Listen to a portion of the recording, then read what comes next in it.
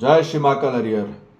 हर मानव की स्थिति आज निर्बल है कि प्रबल है आंतरिक में, ये हम सबको स्वयं में जानना है। हमारी स्वयं की स्थिति क्या है, सही समीक्षा हो जाए स्वयं से। हर मानव स्वयं में अपने आप में समीक्षा कर ले कि हमारी स्थिति क्या चल रही है, निर्बलता की ओर बढ़ रहे हैं कि प्रबलता की ओर बढ़ रहे हैं। तो ये बात बोली जा रही है कि मानव जब भी भ्रमित अवस्था में रहता है तो अपनी मन की आवाज ही सुन पाता है, अंदर सूक्ष्म में नहीं जा सकता, क्योंकि शरीर से जो अटैच है वो मन है। फिर उसके बाद है वृत्ति, चित्त, बुद्धि, आत्मा। तो अभी आत्मा तक आवाज सुनने के लिए मन को शुद्धि चाहिए, बुद्धि को शुद्धि चाहिए, और बुद्धि का जागृत होना अनिवार्य है। जब तक बुद्धि जागृत नहीं होगी तब तक मानव आत्मा की आवाज़ नहीं सुन पाएगा। तो इसलिए जब भी मानव अपनी मन की आवाज़ सुनेगा तो वो मन मुताबिक ही चलेगा और मनोरंजन में चलेगा, अर्थात मज़े में। तो जब भी मानव मज़े में और मनोरंजन में चलता है और मन मुताबिक चलता है तो सिर्फ और सिर्फ अज्ञानता ही इकट्ठा करता रह जाता है। ठीक, क्योंकि मन हमेशा कहाँ भागता है? मन हमेशा भागता है भविष्य में और भूतकाल में। समझ में आ रही बात? अब समझ में आए कैसे हम सुनेंगे आवाज? तो जो भी आवाज हम मन से सुन रहे हैं तो वो प्रीहित लाभ में होगी, अर्थात मेरे लिए होगी बात, अर्थात मैं मेरे पे बात होगी। ठीक, और जब भी हम अपनी आत्मा से आवाज सुनेंगे तो वो समग्रता के लिए होगी, टोटली के लिए होगी, वो मेरे लिए नहीं होगी। तो ये हमको समझ में आ जाए, वो होगी दया, कृपा, करुणा में, प्रीहित लाभ पे नहीं। ये हमको समझ में आ जाए। जब भी प्रीहित लाभ पे बात आएगी, अपनी आवाज सुनाई देगी हमें, तो वो मन की आवाज है। ठीक, और वो होगी हमेशा भविष्य को लेके और भूतकाल को लेके। ठीक, और जब भी हम अपनी आत्मा से आवाज सुनेंगे तो वो वर्तमान में होगी बात, अर्थात वर्तमान स्थिति के लिए होगी, हम तत्काल की बात होगी, और वही महाकाल की बात है। ठीक, तो यही बोला जा रहा है कि जब भी आदमी अपने मन के हिसाब से चलता है तो सिर्फ अज्ञानता ही इकट्ठा कर रहा है। ठीक है, उसको लग रहा है ये भी पाल लूँ, वो भी पाल लूँ, ये भी कर लूँ, ये भी कर लूँ। तो मन को लगता है कि ये भी सब चीज़ का मैं टेस्ट ले लूँ, पर वो तृप्त नहीं हो रहा। मन कभी भरता ही नहीं है। ठीक है, मन कब भरेगा? जब आत्मा से आवाज आएगी। समझ में आ रही बात? जब तक से आत्मा से आवाज आके जो आवाज आ रही है और हम उस पर निर्णय नहीं ले पा रहे, तो आत्मनिर्भर होना होगा, आत्मनिर्णय लेना होगा, मन निर्णय नहीं। जब तक हम मन से निर्णय लेंगे तब तक हमारे अंदर क्या होगा? क्या होगा? अज्ञानता इकट्ठा होगी, क्योंकि मन चुलबुला है और वो ऐसी चीज लेना चाहेगा जो मेरे पे बात हो। ठीक है, प्रीहित लाभ पे बात हो, सिर्फ मेरे लिए। तो वो बात क्या होगी? आपको संपूर्णता और हर मानव जाति को स्वीकार नहीं होगी। ठीक है, इसलिए वो अज्ञानता ही है। ठीक है, और वो क्या होगा? लोग भ्रमित अवस्था में ही फंसे रहेंगे जब भी मन की आवाज सुने रहेंगे, और भ्रम ही बनता चले आएगा। ठीक है, वो भौतिक बात को पकड़ेगा और आदर्शवाद को पकड़ेगा, अच्छे बुरे को पकड़ेगा। मन किसको पकड़ता है? अच्छे बुरे को पकड़ता है। पर आत्मा सिर्फ सच्ची बात को पकड़ना चाहती है, जो सच्चा संबंध है उसको पकड़ना चाहती है। पर मन जो है अच्छा बुरा देखता है हमेशा। तो ये हमको समझ में आ जाए कि मन की फ्रीक्वेंसी क्या है, हम कैसे पकड़े मन की बात, कि मन की बात है कि वृत्ति की बात है, कि चित्त की बात है, कि आत्म की बात है, बुद्धि की बात है, वो पकड़ना पड़ेगा। तो अभी हम मन और आत्मा में बता रहे हैं। तो जब भी मन से आवाज निकलेगी तो याद रखिए वो अज्ञानता ही होगी, क्योंकि वो सिर्फ अब मेरे लिए है और अपने लिए, ठीक है, सिर्फ मेरे और मेरे परिवार के लिए, या बस इतना सा, या मेरे समाज के लिए। अखंड समाज के लिए बात नहीं होगी। अखंड समाज की बात होगी तो सिर्फ आत्मा से। तो इसलिए बात बोल रहे हैं कि जब जब मानो मन से जो भी चीज चलेंगे तो वहाँ क्या होगा, अज्ञानता इकट्ठा होगी, और अज्ञानता ही अभाव है, ठीक। और अभाव ही मानव जाति के जीवन में खालीपन रखता है, और अभाव ही मानव को क्या करता है, अपूर्णता बनाता है। उसको कमी लग रही, और आदमी कमी को पूर्ण करने के लिए दिन रात एक करा जा रहा है, पर वो कमी कभी भी भर नहीं सकती, क्योंकि वो एक ऐसी बाल्टी है कि उसमें कोई भी बेस ही नहीं है। आप पानी तो भर रहे हैं, पर इतने गड्ढे हैं उसमें कि वो पानी कभी ठहर नहीं सकता, इसलिए भरापन कभी होगा नहीं। क्योंकि मन में इतने छेद हैं, इतने छेद हैं और इतने भेद हैं कि मानव को वो भर ही नहीं पा रहा। तो भरने के लिए छेद नहीं, मानव को चाहिए भेद नहीं, वेद। क्या चाहिए, वेद चाहिए। जब जब छेद रहेगा तब तब भेद रहेगा, ठीक है, और वो मन में ही होता है। तो हर मानव के अंदर मन में है। तो इसलिए हमको चैनल कौन सा पकड़ना है, जब तक इस चैनल सही नहीं आएगा, जब तक सही प्रणाली हमारी सही कनेक्ट नहीं होगी, तब तक हमारी दृष्टि सही नहीं हो सकती। और जब तक हमारी दृष्टि सही नहीं होगी तब तक हमको स्थिति हमारी सही नहीं होगी। तो इसलिए जब जब मानव को खालीपन, आज क्या हो रहा है, सब कुछ पा के भी वो बड़ी से बड़ी पोस्ट पे पहुंच जा रहा है, बड़ी से बड़ी पद पे पहुंच जा रहा है, बड़े से बड़े रूप को प्राप्त कर ले रहा है, धन को प्राप्त कर ले रहा है, ठीक, सब स्वाद चख ले रहा है, ठीक है, फिर भी वो क्या नहीं हो रहा, उसका भरापन भर नहीं पा रहा। जो खाली है वो भर नहीं पा रहा। वो आखिरी दम तक उसको लग रहा है कि क्या कर लूं क्या नहीं, ठीक है।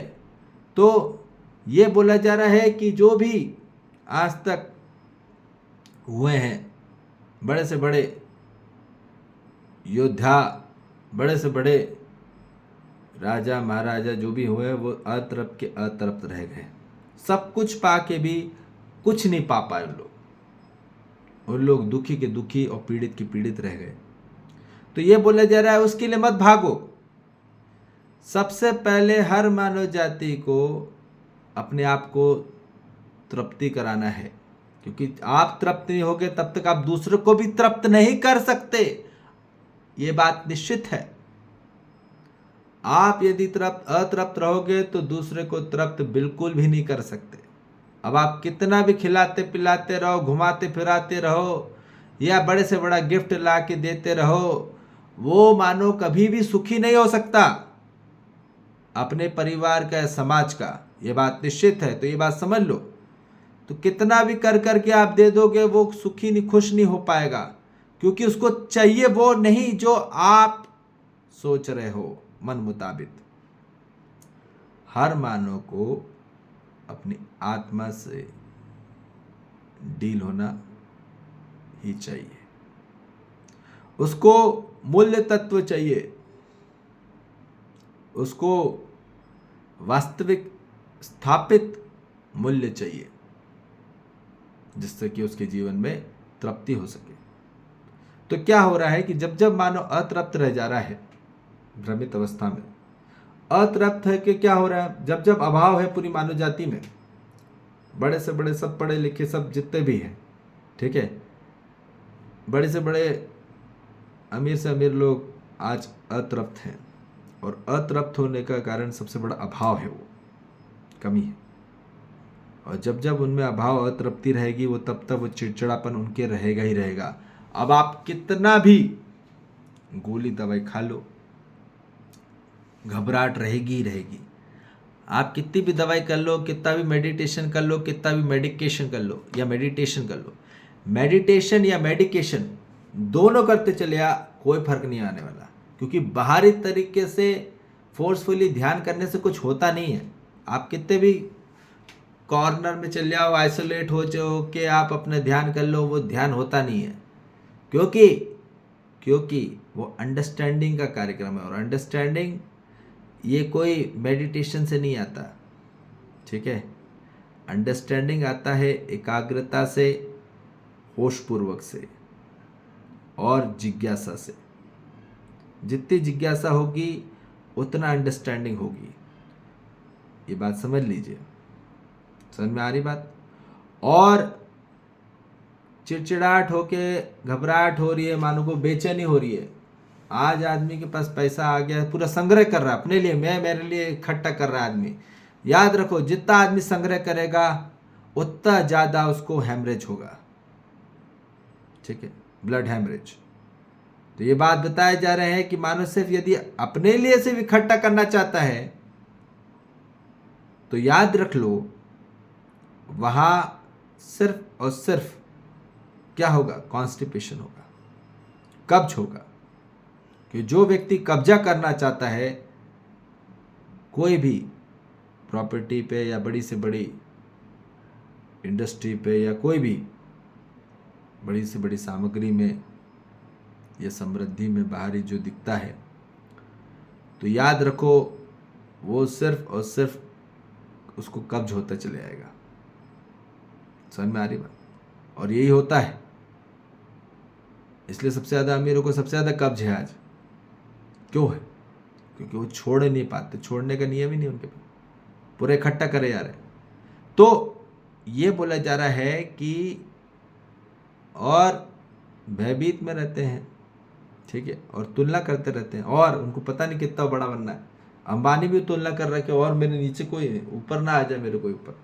उसको लगता तो है, ठीक है, उसको लगता है कि मैं दुनिया को मुट्ठी में कर लूँ, है ना।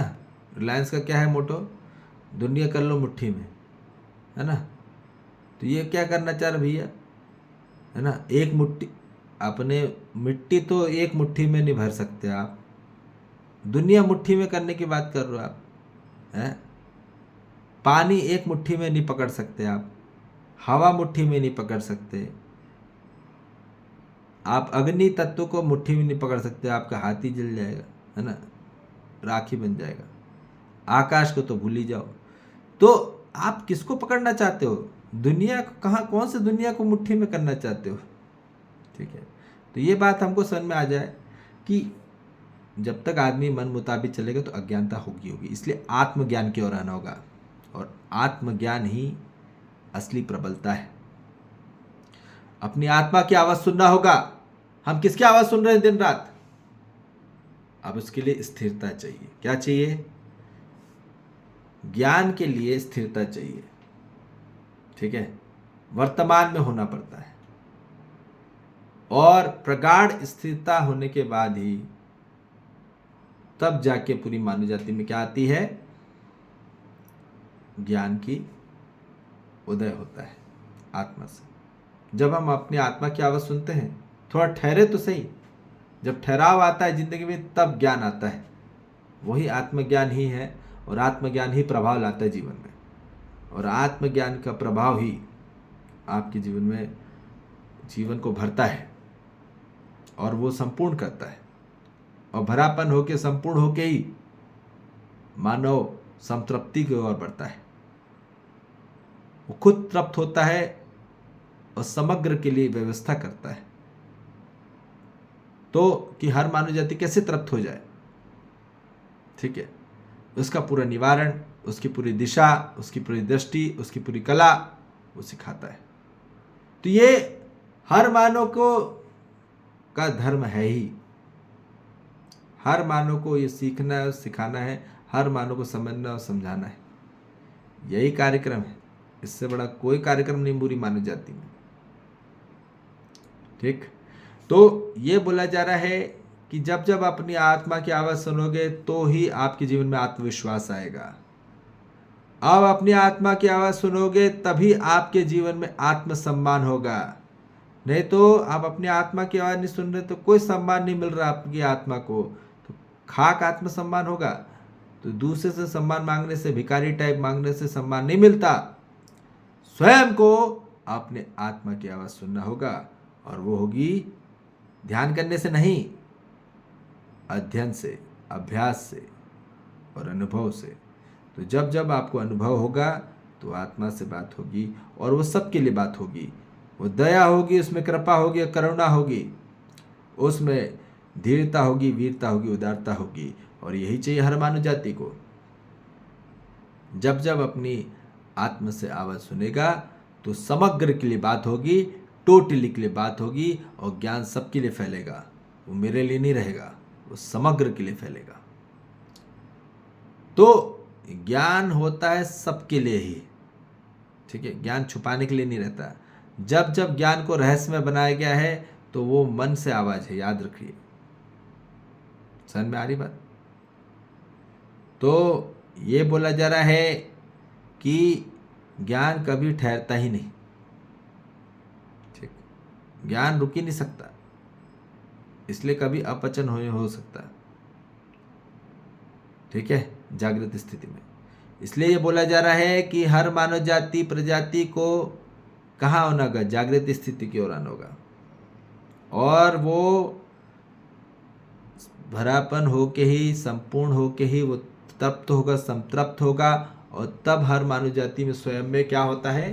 प्रेम का उदय होता है, ठीक, उत्सव का उदय होता है, सशक्तपन आ जाता है, प्रगाढ़ विश्वास से, आत्मविश्वास से, आत्मसम्मान से, और अभयता आती है और समानता आती है। हर मानव जाति में समान रूप से, आंतरिक स्वरूप से वो दृष्टि में देखता है हर मानव जाति को, ठीक है, और सभी प्रजातियों के लिए, जीव जंतु, वनस्पति संसार, खनिज संसार, सबके लिए। तो इसलिए बोला जा रहा है कि अब थोड़ा ठहरना सीखो, ज़्यादा भविष्य भूतकाल में जाओ, थोड़ा सा वर्तमान में ठहरो भी, क्योंकि जीवन ऐसे ही कट जाएगा, पता भी नहीं चलेगा। कब छोटे थे, कब बड़े हो गए, और तुम छोटे छोटे की याद करते रह जाओगे, है ना। भूतकाल की याद करोगे या भविष्य में रहते जाओगे कि कब हम बड़े होंगे और कब कितने छोटे थे, बस ये गिनते रह जाओगे, और इसी में पूरी ज़िंदगी निकल जाएगी। तो इसलिए ये ध्यान रखो कि हमको वर्तमान में होना ही है, तब हमारे जीवन में असली संतृप्ति की ओर हम बढ़ेंगे। और सत्य की खोज बढ़ाना है जीवन में, सत्य की खोज ही वर्तमान में होती है, भूतकाल भविष्य काल में नहीं, ठीक। इसलिए अब जागृति स्थिति की ओर आइए, और अपनी मानव स्थिति को क्या बढ़ाना है? पहले मानव बनना है, जानवर नहीं, क्योंकि मन से हम मन मुताबिक क्या होते हैं? जानवर ही बनते हैं, ठीक है। और वो डिग्रेड हो रहे हैं हम अपने आप, मानव तो नहीं रहे, डिग्रेड होते हैं, मन से मुताबिक हम चलते हैं। तो आत्म अनुभव के हम आगे बढ़ते हैं तो वो मानव बनता है, मानव से फिर सिद्ध मानव की ओर बढ़ता है, फिर देव मानव की ओर बढ़ता है, और फिर दिव्य मानव की ओर, प्रचंड स्वरूप से सर्वोत्तम और सर्वश्रेष्ठतम की ओर आगे की ओर बढ़ता है। देव पद ही सबसे बड़ा पद है, और यही लक्ष्य है हर मानव जाति का, ठीक है जी। जय श्री महाकाल, हरिहर।